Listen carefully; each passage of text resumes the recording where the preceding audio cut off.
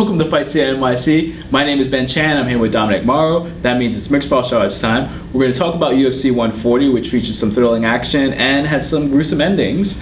And first, the age-old question of which is better, zombie or machine, gets answered when we had a Chan Sung-jung versus Mark the Machine Hominick.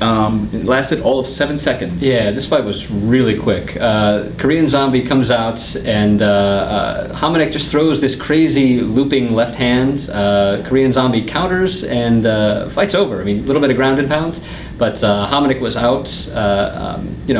Chan Sung-jung is really famous for soaking up a lot of punishment, but here he dished out an awful lot in just 7 seconds. It's good to know that his ability to take a punch is as good as his ability to give a punch.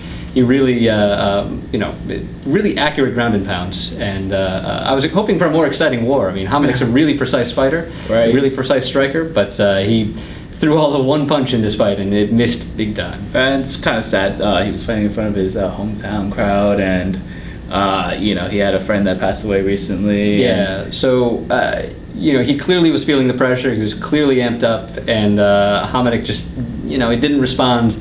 I mean, it's not like he fought really poorly for a really long time. I mean, it was one punch that he threw that was, ill-advised, but, Jung countered. Jung took advantage of it, so... So what's next for Hominick? Well, this was his second loss in a row after the Jose Aldo fight where he got pounded on for, 4 rounds. He's in free fall in the division. He's got to come up with a win for his next fight. I'm certain he will. He's a really great fighter. He belongs in the upper echelon of 145, but, I think the UFC probably feeds him someone a little bit easier. Maybe Omagawa, who's, sort of trying to get into the top tier. So whoever wins that fight, someone's back up in the top tier. Okay. And then next up, we have Tito Ortiz versus Little Nog, which ended up with Ortiz losing, and he seemed injured. Is this the end of the line for Ortiz? Yeah, I mean, Ortiz, he didn't get rattled. He didn't look terribly outclassed, but he was just outclassed everywhere. I mean, the fight went to the ground. He was outclassed on the ground. He had nothing to offer Little Nog with the ground and pounds. Although Little Nog with some great ground and pound to the body. Not enough fighters use that. Although Little Nog just chased Ortiz around the ring when they were on the feet. Really outclassed with his hands. That's not really a knock against Ortiz. I mean, Little Nog, Olympic boxer, Pan American medalist. He really, really good with his hands. But back in the day, Ortiz would have tried to wrestle a little bit. But that back in the day was a long time ago. And Ortiz still has one fight left on his contract. He's begging Dana White for one more fight. But it's pretty clear by now that Ortiz is just, going. He just comes to the ring for a paycheck. He really doesn't have anything to offer. He's never going to make another title run. He's really old and outclassed at this point. So I hope this is the end of the line for Ortiz. I mean, he set a UFC record last night with 10 losses in the ring. I mean, no one's had that many losses. No one's had that many fights either. So he's, it's not a great record to keep adding to, right?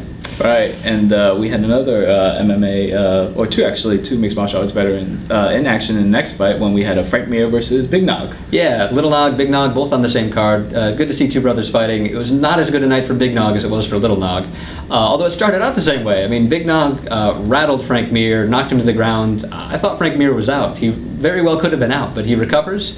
He in the scramble, Big Nog decides to go for a guillotine, doesn't lock it upright, and they roll around like a couple of cartoon characters, and then all of a sudden Frank Mir's on top, and he's got this great deep kimura on Big Nog, and Big Nog doesn't tap. Big Nog lets his arm get broken, and it was just disgusting, gruesome. The arm, completely broke. He's got a second joint in his upper arm, and yeah, this might be it for Big Nog. Yeah, speaking of careers ending, Tito Ortiz, maybe Big Nog's career is all done now too. I mean, that's a clean break in his arm. He's going to need screws and wires and mud and dirt and duct tape, whatever they do to fix that sort of thing. It's going to probably be a long time before his arm heals up, and he's already 34 or 35. I mean, he's no spring chicken right now. He's definitely had his better days behind him as well. And for an injury like this, I mean, this is not just like a bruised rib or something like that Ortiz might have. I can't see Nogueira ever coming back in full form like he was before this. So the sun might have set on one fighter, and it seems to be rising for this next fighter in the main event. We had John Jones versus Lyoto Machida, and if you thought the broken arm was gruesome, maybe it was outdone by the end of this fight. Yeah, no kidding. Machida actually looked great in the first round. I mean, he was really countering off of every one of John Jones's leg kicks. Jones was playing right into that by throwing single shots and really, looked outclassed on the feet. Jones, very unorthodox striker, very sloppy striker, doesn't have great defense. And Machida showed that off. Granted, Machida's probably the best striker at 205, so if anyone's going to show it off, it's going to be Machida. But in the second round, Jones wrestled. Jones took the fight to the ground, threw a couple of big elbows on the ground. Machida had this huge cut on his head. And Jones ends the fight by staggering Machida during the scramble. He locks up this guillotine and puts Machida to sleep, just completely out. When he lets go of the choke, Machida just crumbles like a sack of potatoes to the ground. It was really scary. I mean, he goes face first into the cage. His eyes are open. His face is all bloody. It's really a gruesome ending to the fight. It really looked a lot closer in the first round than it did in the second. Wow. So what's next for Machida? Well, Machida's, he's 1-3 in his last 4 fights, but those are all fights against top competition at 205 and Randy Couture. But I don't think he falls too far down the ladder. I mean, everybody looks bad against John Jones. He might take on the loser of the Rashad Evans-Phil Davis fight. That's going to be in February, so Machida's got a little bit of time to regroup and figure out what the hell went wrong. Mm-hmm. As far as John Jones, he fights the winner of Rashad Evans versus Phil Davis. So he also gets a little bit of time off, which is great because he fought 4 times this year. He's got to be pretty exhausted by now. Mm-hmm. And then we have some news and notes from the mixed martial arts world. First involving George St. Pierre, and he had an injury, and now he seems to have another injury. Yeah, I mean, it's the same knee. I mean, he tweaked his knee earlier. He had to push the fight with Nick Diaz back a little bit, and Nick Diaz took that opportunity to accuse GSP of ducking him.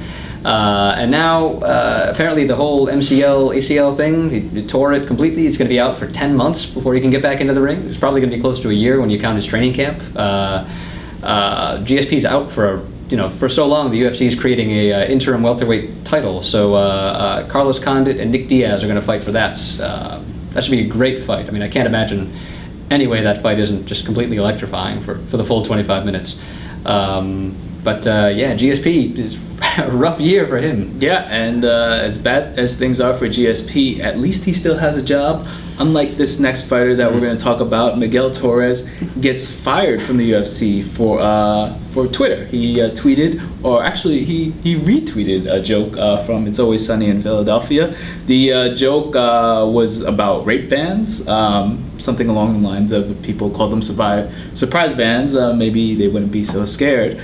And Dana White felt that crossed the line and fired him. Yeah. Miguel Torres is looking for work. I don't think the UFC. I think the UFC is the only division in North America that has a 135-pound weight class. So Miguel Torres might be looking for work far away from here. It's kind of crazy, actually. I mean, Miguel Torres didn't, he didn't advocate rape. He was making light of rape bans. It was really.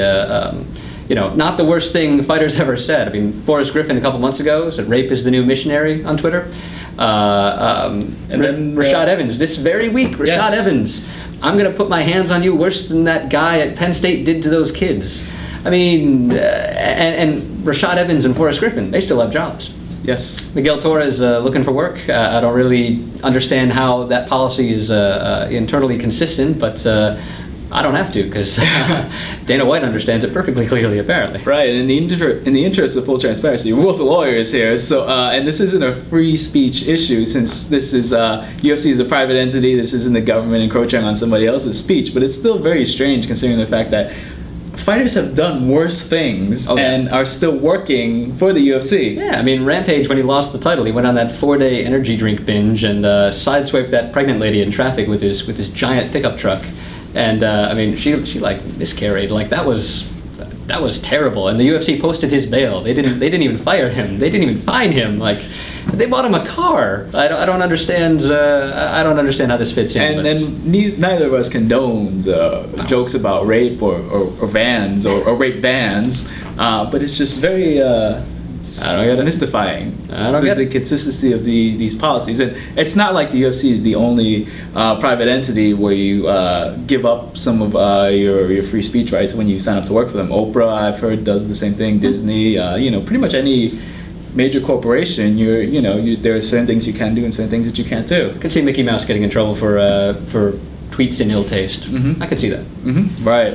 So luckily, we can say whatever we want because we don't have any corporate sponsorship. We will accept corporate sponsorship if anybody wants to offer us anything. And no rape tweets, we promise. Yes, no van jokes. And we'll be back later on with our year-end mixed martial arts wrap-up. But thanks for watching now, and we'll see you later. All right. All right. Done well.